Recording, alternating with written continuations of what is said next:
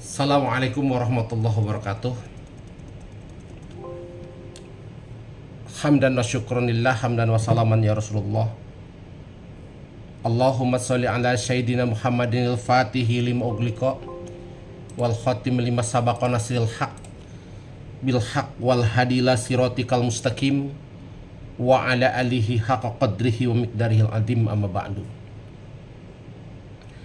Yang saya hormati dan saya muliakan Ibu dosen Kapita Selekta Hukum Islam, yakni Dr. Dini Handayani SHMH, yang insya Allah dimuliakan oleh Allah Subhanahu wa Ta'ala. Rekan-rekan mahasiswa pasca sarjana Magister Hukum Untirta kelas B, yang insya Allah pada hari ini selalu dimuliakan oleh Allah Subhanahu wa Ta'ala. Selanjutnya izinkan saya Medi Subandi SH, mahasiswa pasca sarjana Magister Hukum Untirta kelas B, akan mempresentasikan tugas dari Ibu dosen Dr. Dini Handayani SHMH, yaitu tugas mata kuliah Kapita Selekta Hukum Islam dalam presentasinya yang berjudul Tindak Pidana Terorisme Menurut Islam dan Pendidikan Umum, sebagai salah satu syarat tugas mata kuliah dari Kapita Selekta Hukum Islam. Rekan-rekan mahasiswa pasca sarjana Untirta kelas B, dalam hal ini kita akan membahas terkait dengan tindak pidana terorisme menurut hukum Islam. Tapi sebelumnya saya akan memaparkan terkait dengan tindak pidana terorisme itu apa sih menurut undang-undang. Pada hari ini, kawan-kawan semua, tindak pidana terorisme menurut Undang-Undang Nomor 15 Tahun 2003 tentang Pemberantasan Tindak Pidana Terorisme adalah segala perbuatan yang memenuhi unsur-unsur tindak pidana, ada dalam pasal 1 ayat 1.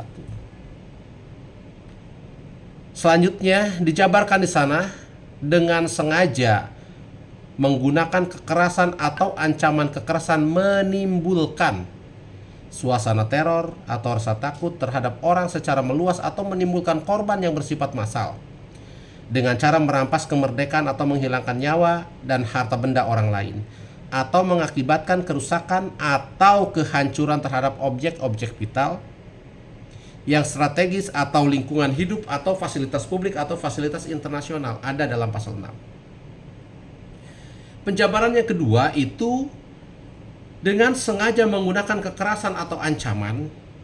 Kekerasan bermaksud untuk menimbulkan suasana teror atau rasa takut terhadap orang yang secara meluas atau menimbulkan korban yang bersifat massal dengan cara merampas kemerdekaan atau menghilangkan nyawa dan harta benda orang lain, atau mengakibatkan kerusakan atau kehancuran terhadap objek-objek vital yang strategis atau lingkungan hidup atau fasilitas publik atau fasilitas internasional, ada dalam pasal 7. Definisi menurut Undang-Undang Nomor 15 ini tentang pemberantasan tindak pidana terorisme itu ada dua klausul kata-kata. Yang pertama adalah dengan sengaja menggunakan kekerasan atau ancaman kekerasan menimbulkan suasana teror dan rasa takut, di pasal 6-nya. Di pasal 7-nya dengan sengaja menggunakan kekerasan atau ancaman kekerasan bermaksud untuk menimbulkan suasana teror atau rasa takut. Kawan-kawan pasca sarjana, mahasiswa pasca sarjana Magister Hukum Untirta, selanjutnya setelah definisi, apa sih bentuk-bentuk terorisme? Bentuk-bentuk terorisme di undang-undang tersebut dijabarkan, yaitu ada terorisme yang bersifat personal, contohnya penembakan siswa. Dan ada contoh lain, yaitu bom bunuh diri. Bom bunuh diri itu dilakukan oleh personal, oleh perseorangan yang dulu pernah kita ikuti kasusnya. Ada kasus dari Imam Samudra, ada peledakan bom menggunakan dirinya sendiri yang disebut dengan bom bunuh diri. Yang kedua, Ada terorisme yang sifat kolektif atau mengancam negara. Sifatnya kolektif, yaitu mengancam negara. Yaitu terorisme merupakan kejahatan terhadap kemanusiaan dan peradaban manusia serta ancaman serius terhadap keutuhan dan kedaulatan suatu negara. Terorisme saat ini bukan saja merupakan suatu kejahatan lokal atau nasional, tetapi sudah merupakan kejahatan transnasional atau internasional, banyak menimbulkan ancaman atau bahaya terhadap keamanan, perdamaian, dan sangat merugikan kesejahteraan masyarakat dan bangsa. Para hadirin, kawan-kawan mahasiswa pasca sarjana Magister Hukum Untirta kelas B, ada terorisme yang dilakukan oleh negara. Apa sih? Terorisme negara adalah tindakan yang dilakukan oleh negara yang bersifat kontroversial dan tidak memiliki definisi yang diterima secara umum. Para pendukung tindakan tersebut sering membela tindakan tersebut sebagai pertahanan yang sah melawan ancaman. Nah, kawan-kawan mahasiswa Magister Hukum Untirta kelas B, terorisme menurut hukum Islam, terorisme adalah perbuatan yang diharamkan dan bertentangan dengan ajaran Islam. Terorisme merupakan tindakan kekerasan yang merugikan orang lain atau masyarakat secara umum. Dalam Islam, hukum mati diperbolehkan untuk pelaku terorisme yang memenuhi beberapa syarat, yaitu pelaku telah berakal. Yang kedua, pelaku melakukan tindakan dengan sengaja. Yang ketiga, pelaku memiliki kehendak bebas atau tanpa paksaan. Jadi dalam Islam, hukuman mati diperbolehkan untuk pelaku terorisme yang memenuhi beberapa syarat itu.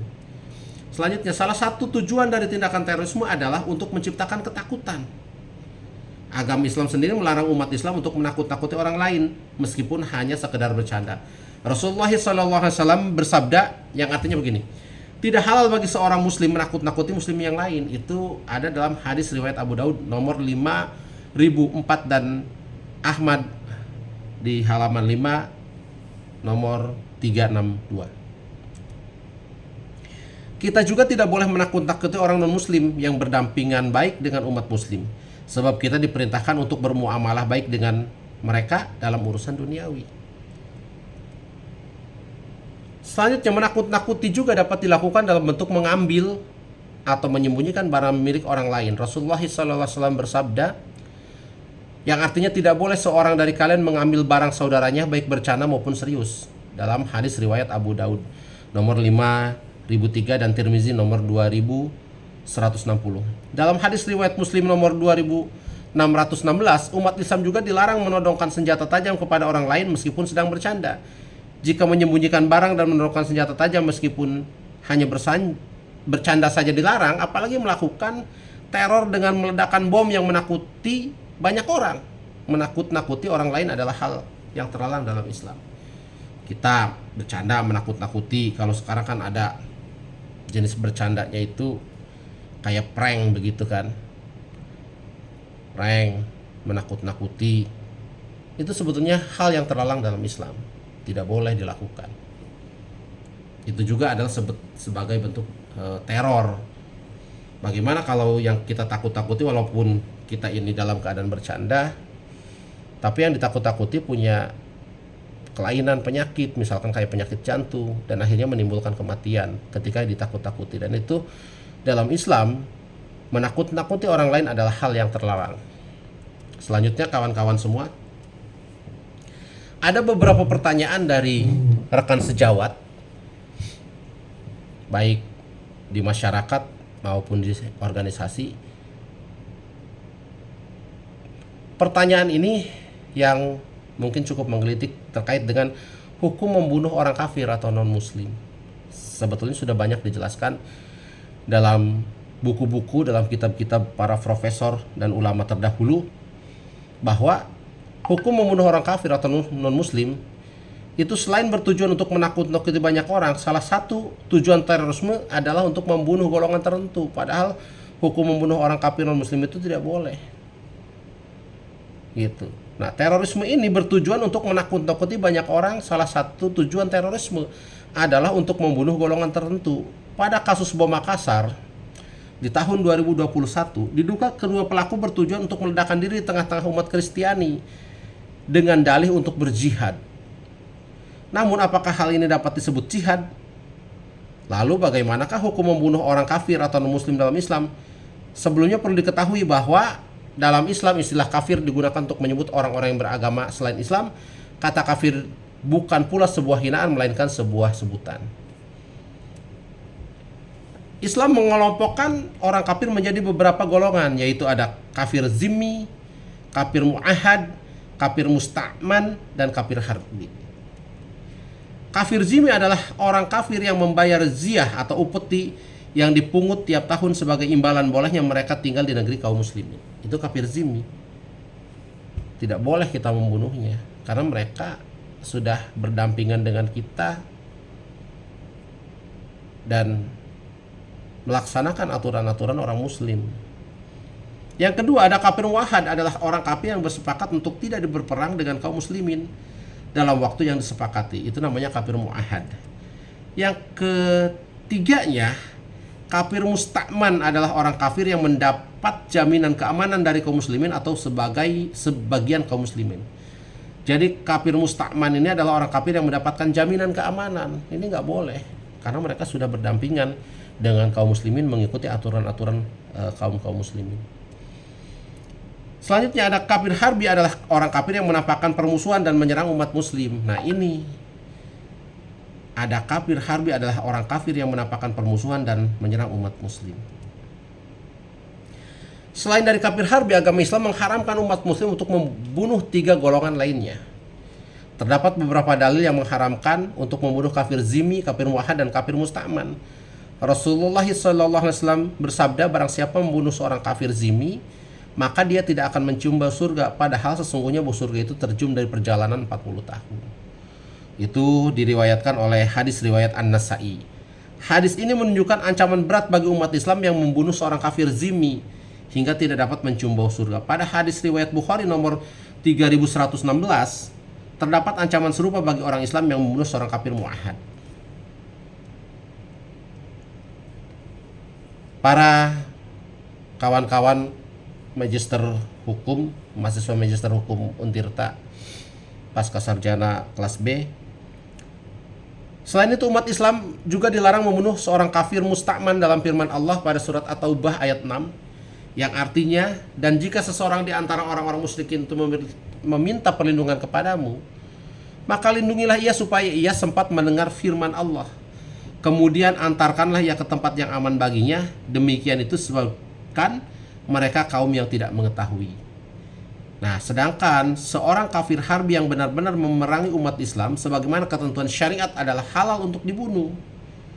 Namun umat muslim tidak diperkenankan untuk asal membunuh kafir harbi secara asal dan harus memperhatikan hukum syariat yang ada. Membunuh orang kafir yang hidup berdampingan baik dengan umat Islam bukanlah jihad dan tidak dibenarkan. Nah, jadi seperti itu. Para hadirin, kawan-kawan Magister Hukum kelas B, meskipun banyak pihak dan media yang menggambarkan bahwa Islam itu adalah agama yang mengajarkan terorisme, namun syariat Islam sendiri mengharamkan tindakan terorisme baik dalam perkara menakut-nakuti orang lain, membunuh orang kafir selain kafir harbi, dan bunuh diri merupakan hal-hal yang dilarang dalam Islam. Hal ini didukung dengan dalil-dalil yang kuat dari Al-Quran dan Al-Hadis beserta pemahaman yang lurus dari para ulama, sehingga apabila ada seorang muslim yang menghalalkan terorisme, maka dapat dipastikan bahwa ia memiliki pemahaman yang menyimpang, yang tidak sesuai dengan syariat ajaran agama Islam. Selanjutnya, timbul pertanyaan, kenapa terorisme ada dalam Islam? Jawabannya, yang pertama, adanya pandangan Islam politik, di mana umat Islam memandang politik merupakan kewajiban bagi setiap muslim atau fardhu ain. Jadi politik itu untuk meraih sebuah kekuasaan. Di dalam pandangan Islam, politik itu merupakan kewajiban bagi setiap muslim atau fardhu ain. Sebagai salah satu contoh, tatkala Rasulullah memimpin kota Madinah adalah kemenangan politik dengan mengalahkan musuh Allah Subhanahu wa taala. Karena ketika umat muslim ini jadi pemimpin, meraih kekuasaan, maka kaum muslimin bisa menegakkan syariat Islam dengan baik. Hadirin, kawan-kawan, mahasiswa pasca sarjana Magister Hukum Untirta kelas B. Yang kedua, ada kelompok yang berpendapat bahwa Islam itu adalah komunitas yang paling benar di antara agama-agama lain. Fanatisme yang berlebih. Dan saya mengakui betul, kita sebagai orang yang beriman, bertakwa kepada Allah, sebagai umat muslim adalah mengakui bahwa agama kita yang paling benar. Tetapi ketika fanatisme ini membabi buta, di sini kelompok yang berpendapat Islam adalah komunitas yang paling benar. Islam politik mendefinisikan diri dengan hitung-hitungan benar dan salah, muslim dan kafir. Doktrin vonis kafir mempunyai pandangan bahwa Indonesia adalah sebuah negara kufur karena tidak berhukum tidak dengan hukum Allah Subhanahu wa taala, dan setiap orang yang masuk dalam sistem pemerintahan adalah kafir. Nah, mereka berpandangan seperti itu. Jadi negara kita ini yang berlandaskan Pancasila dianggap sebagai negara yang togut. Negara Indonesia adalah negara yang togut, yang tidak berpedoman kepada Al-Quran dan Al-Hadis. Sehingga mereka mendoktrin setiap ajaran negara, landasan negara, tidak berlandaskan agama yang menurut mereka adalah agama yang mereka yakini, walaupun sama-sama Islam tapi beda keyakinannya. Mereka mengatakan bahwa vonis kafir kepada kita-kita ini yang tidak melaksanakan apa yang mereka pikirkan. Padahal dalam surat Al-Maidah ayat 44, barang siapa yang tidak memutuskan apa yang diturunkan Allah, maka mereka itu adalah orang-orang yang kafir. Kalau diartikan, itu bukan fanatisme yang membabi buta, perlu penafsiran yang sangat dalam, kawan-kawan semua. Tetapi dalam kelompok yang berpendapat Islam adalah komunitas yang paling benar, definisi inilah, dari ayat inilah mereka memastikan, memvonis kafir kepada orang-orang yang mempunyai pandangan bahwa Indonesia adalah negara yang togut karena berlandaskan Pancasila, Undang-Undang Dasar 45, bukan berlandaskan agama, bukan berlandaskan Al-Quran dan Al-Hadis. Yang ketiga, memaksakan pandangan dengan tangan besi. Kekerasan dan perang yang biasa disebut jihad fisabilillah.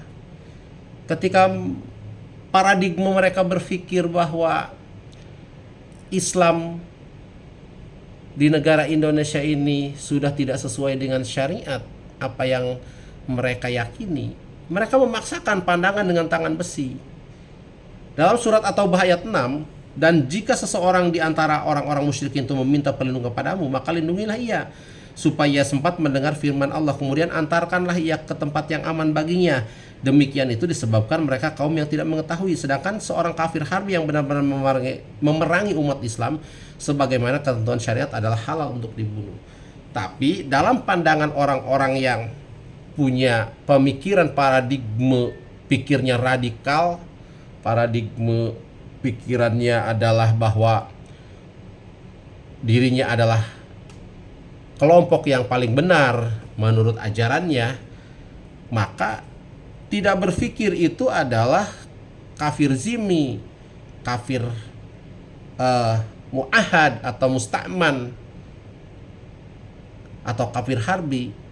Bahkan orang Islam sendiri yang tidak sesuai ajaran syariat yang mereka yakini, mereka anggap kafir. Sehingga mereka berpikiran ketentuan syariatnya adalah halal untuk dibunuh. Nah, ini yang salah, ini yang menyimpang. Selanjutnya, bagaimana penanggulangan terorisme dalam pendidikan? Kita sudah sebutkan dari awal, harus ada penanggulangan tindak pidana terorisme itu. Dimulai dari dalam pendidikan. Pendidikan yang pertama apa? Yaitu dalam keluarga. Bagaimana kita meyakinkan kepada keluarga kita, anak-anak kita dalam pendidikan yang benar-benar lurus, bersih, gitu kan. Dalam keluarga juga kita memberikan pendidikan yang baik kepada anak-anak kita, maka di sana timbul suatu peradaban dalam keluarga, timbul suatu keyakinan dalam keluarga bahwa Islam itu adalah rahmatan lil alamin. Selanjutnya, selain keluarga, penanggulangannya ada dalam pendidikan di sekolah dan ada dalam pendidikan di masyarakat. Dalam konteks pencegahan terorisme, keluarga merupakan media terdekat sekaligus perangkat yang paling lunak. Para orang tua harus melakukan dialog yang hangat, komunikasi efektif, dan diskusi bersahabat tentang bahaya laten radikalisme dan terorisme, hingga tidak ada lagi pemuda yang dicuri dari orang tuanya dan dijadikan sebagai bom. Kehidupan keluarga merupakan salah satu pijakan utama kehidupan bernegara dan berbangsa. Kalau keluarganya harmonis, kalau keluarganya berpendidikan yang lurus, gitu, ini akan berdampak positif kepada anak-anak. Kenapa sih ada anak-anak yang rela, pemuda-pemuda rela untuk bergabung dengan kelompok-kelompok yang radikal tersebut? Karena mereka di dalam keluarganya sendiri mereka kadang-kadang tidak terurus. Mungkin karena faktor ekonomi, karena faktor perceraian keluarga, faktor kasih sayang yang kurang, sehingga menyebabkan para pemuda-pemuda itu berlari mencari jati dirinya sendiri dan akhirnya bertemu dengan orang yang salah yang mengakibatkan penyesatan, penyimpangan ajaran dalam pikiran-pikiran para pemuda itu. Sebagai salah satu contoh, pelaku bom bunuh diri di Masjid Mapolresta Cirebon beberapa bulan yang lalu juga bisa dijadikan sebagai contoh lainnya. Dua pelaku bom bunuh diri ini ditenggarai mempunyai masalah internal keluarga mereka. Karena itu, keluarga dan lingkungan harus membentengi kaum remaja dari pengaruh radikalisme, khususnya orang tua. Mari para orang tua dimanapun berada, sayangi keluarga kita, sayangi orang tua kita, sayangi anak-anak kita, gitu kan. Berusaha berkomunikasi dengan baik, memberikan kehangatan dengan baik di tengah-tengah keluarga, sehingga tidak ada lagi problematika keluarga yang menyebabkan anak punya pemikiran menyimpang, radikal. Selanjutnya, sebagai orang tua, kita juga harus memberikan pemahaman tentang ketidakbenaran terorisme. Menyekolahkan anak juga harus kita lihat sekolahnya sekolah yang seperti apa. Kita lihat jangan sampai anak-anak kita disekolahkan, dipesantrenkan ke sekolah-sekolah yang memang tanda kutipnya itu berbau pemikiran-pemikiran yang menyimpang. Karena sekolah dan kampus itu sebetulnya punya tanggung jawab juga untuk memberikan pemahaman tentang ketidakbenaran terorisme.